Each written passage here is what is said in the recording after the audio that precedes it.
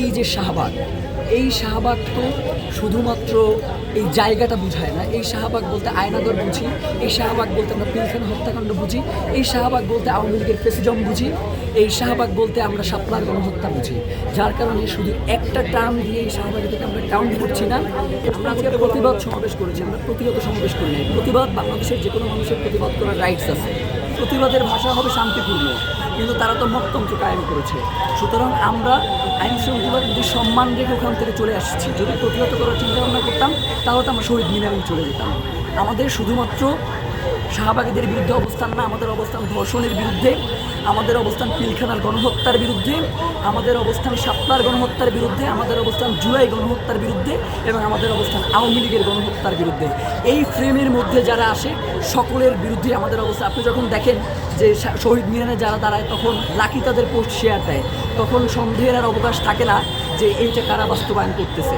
সুতরাং সেই জায়গা থেকে আমরা বলতে চাই যেই লাকিরা শাহবাগের কসাই যারা শাহবাগ কায়েম করেছে তারা যখন নতুন করে ধর্ষণের কথা বলে তখন সেটা আমরা সন্দেহের চোখেই দেখি এবং সেটার আমরা তীব্র নিন্দা এবং প্রতিবাদ জানাই। বিভিন্ন উগ্রবাদী গোষ্ঠী আমাদের এই ধর্ষণ বিরোধী আন্দোলনকে নানাভাবে নস্যাৎ করবার জন্য তারা কিন্তু রাজপথে নেমে এসছে এবং তারা অনলাইন সামাজিক যোগাযোগ মাধ্যমে বিভিন্ন ধরনের প্রচার প্রচারণা দেখছে। যে মব উস্কে দেওয়ার যে প্রচেষ্টা, সেই প্রচেষ্টা কিন্তু অব্যাহত থেকেছে।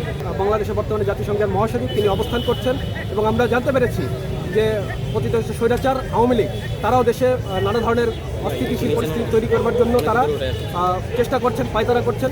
সুতরাং আমরা মনে করছি যে বাংলাদেশকে তারা এই যে উগ্রবাদী গোষ্ঠী এবং পতিত স্বৈরাচার আওয়ামী লীগ যে একটি ব্যর্থ রাষ্ট্রে পরিণত করবার যে প্রয়াস তারা চেষ্টা করছেন, তাদের যে মনোবাসনা, আমরা মনে করি সেই মনোবাসনা যাতে পূর্ণ না হয় এবং দেশের আইন শৃঙ্খলা পরিস্থিতি যেন স্বাভাবিক থাকে এবং পরবর্তীতে এই ধর্ষণ বিরোধী আন্দোলনকে যেন নানাভাবে ভিন্ন খাতে প্রভাবিত করবার কোনো সুযোগ না থাকে, সেই জন্য আজকে আমরা এই যে গণমিছিল, সেই গণমিছিলটা আমরা এখানে বাতিল করেছি এবং আজকে বিক্ষোভ সমাবেশের মধ্যে আমাদের এই কর্মসূচি আমরা এখানে জুলাই গণ অভ্যুত্থানের সময় আমাদের কক্সবাজার জেলা, আমাদের চট্টগ্রাম জেলা, আমাদের বগুড়া জেলা কার্যালয়ে হামলা হয়েছে এবং আমরা দেখেছি সেই সময় যারা ছাত্রলীগের নেতাকর্মী বা পতিত যে স্বৈরাচার আমরা বলছি আওয়ামী লীগের যারা দোষর তারা সেই কার্যালয়ে হামলা করেছেন। এবং আপনারা জানবেন যে জুলাই গণ অভ্যুত্থানে ছাত্র ইউনিয়নের 2 জন কর্মী 18 জুলাই উত্তরায় মাহমুদুল হাসান রিজভী তিনি পুলিশের গুলিতে শহীদ হন এবং রফিকুল ইসলাম আমাদের মানিকগঞ্জের কর্মী তিনি 5ই আগস্ট পুলিশের গুলিতে তিনি শহীদ হন।